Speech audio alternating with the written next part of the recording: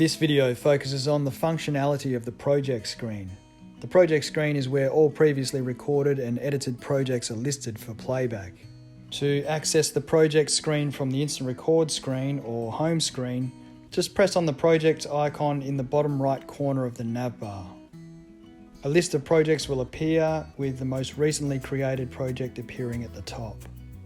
The project screen enables you to access the editing screens for each project in case further editing is required, and it enables you to customize which projects to play and how you want them to be played. You can group multiple projects together so they will play in the order you've selected them. You can play a project or a group of projects on repeat. If you want to hear all character recordings played until they are fully memorized, you can temporarily disable any previously saved character muting from this screen. And you can also restart a project or a group of projects at the touch of a button. Let's begin with how to access the editing screen for a specific project. You will notice there are small arrows to the left of each project name. If you press on the arrow for a specific project, you will be taken into the editing screen for that project. Once inside, you can make additional changes and edits to the recordings in the timeline, and then once you're happy with those changes, just press on the next icon in the top right corner of the screen and you'll be taken back into the project screen. Next, we will look at the restart function in the navbar. It's self-explanatory, but we'll quickly go through it. For the sake of saving time, the project recordings used in these examples will not have dialogue from a script, but instead will just have numbers counting upwards from 1. You'll notice that as soon as the restart icon is pressed, playback will jump back to the beginning of the project, or in the case of multiple projects grouped together, it will jump back to the start of the very first project in that group. 1, 2, 1, 1, 2, 3. Okay, so that's pretty straightforward. We'll now move on to the muting on, muting off function in the navbar. If you've edited your project and already applied the muting to it before memorizing all of your lines, you can temporarily disable the muting function in the project screen by pressing on the muting off icon in the navbar. The default setting has the muting on. This means that if any muting has been applied to a project, it will not play the audio for the muted recordings. You can tell that the muting is active because the projects will display the muting symbol of the speaker with the X or cross next to it. Okay, first we'll go into a project and play around with the muting. 1, 2, 3, 4, 5, 6, 7, 8, 9, 10. Okay, so now in this example we're going to mute all character lines for John. 1, 2,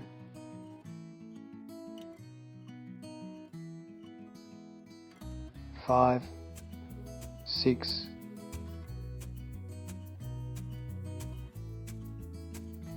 9, 10. Now we'll go back into the project screen and we will play around with the muting on, muting off function. If you press the muting off icon in the navbar, you will notice the muting off symbol will appear on the list of projects. Now all recordings will be heard in playback. 1, 2, 3, 4, 5, 6, 7, 8, 9, 10. If you press the muting on icon in the navbar, you will notice the muting on symbol will appear on the list of projects. Now all previously muted recordings will be silent in playback. 1, 2,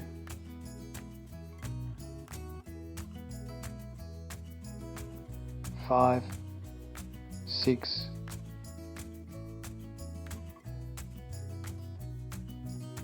9, 10. Okay, we'll now move on to the group project function, which enables you to group multiple projects together and play them one after the other. The purpose of this is to give you the ability to create multiple copies of a recorded project, so you can focus on different sections of the script in the editing screen and then combine them all together in the project screen. Now you can play each project in order to create the entire script. A video on how to create multiple copies of a project to group together in the project screen can be found separately on the website. Okay, so once you have multiple projects you want to group together to play one after the other, go to the navbar of the project screen and press on the group icon, which looks like a script with a plus symbol on it. The icon will be highlighted, indicating it is active. Now tap on the projects you want to group together in the order they should be played.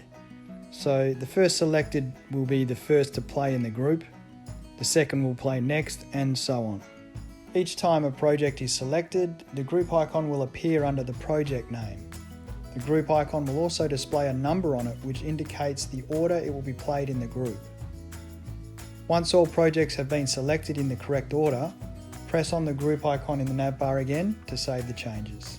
If you want to remove a previously grouped project, press on the group icon in the navbar again and tap on that project. It will now be removed, and all other projects that were initially programmed to play after that project will now be renumbered to reflect their new order without the removed project. So basically their number will be reduced by 1. If you realise you've made a mistake when removing a project from the middle of a group and you need to reposition it back into the middle of the group, you will need to deselect or remove all the projects that were selected after it and add them all back in the correct order. If you don't do that and you just try to add it back in, it will just be added as the last project in the group and it will play last. Now that the projects are saved in their correct order, you can play the entire group of projects together. 1, 2, 3, 4, 5, 6, 7, 8, 9, 10, 11, 12, 13, 14, 15, 16. Okay, so you can see they play in the order they were selected. Now, the project screen also gives you the option to repeat playback for a project or a group of projects, and they will continue to play until stopped manually. We'll go over the repeat commands now. If you want to repeat a project or a group of projects, the navbar provides 3 playback options. These are repeat, repeat 1, and repeat off. It's self-explanatory, but we will quickly go over them. Repeat means continuous playback until manually stopped by the user. Repeat 1 means the project or group of projects will play once through and then one more time through. Repeat off means the project or group of projects will only play the one time through. The default setting for playback is repeat off. To adjust the playback settings, just tap on the icon in the bottom right corner of the project screen, which will initially be displaying repeat off. Keep tapping on it until the preferred option appears. So for repeat off, it will only play once through. 1, 2, 3, 4. For repeat, it will play continuously. 1, 2, 3, 4. 1, 2, 3, 4. And for repeat 1, it will play the first time and then one more time through. 1, 2, 3, 4. 1, 2, 3, 4. If you are finished in the project screen and you want to begin recording a new project in the instant record screen, press on the small clapperboard icon at the top of the screen. A prompt will appear asking whether you want to return to the home screen, which is the instant record screen. If you select no, you will remain in the project screen. If you select yes, you will be taken to the instant record screen to start a new project. To re-enter the project screen from the instant record screen, press on the projects icon in the bottom right corner of the screen. If you want to delete a project from the project screen, swipe from the right side of a project to the left. Then the delete option will appear. Press on delete and a fail-safe prompt will appear asking whether you are sure you want to delete. If you select no, it will remain in the list of projects. If you select yes, it will be deleted permanently. So be sure you want to delete it as you cannot recover it. Lastly, if you want more information and instructions on how to use the DialogMaster Pro app, press on the More icon in the navbar and select Instructions. You will then be taken to the website where there are detailed explanations and videos on all screens and functions.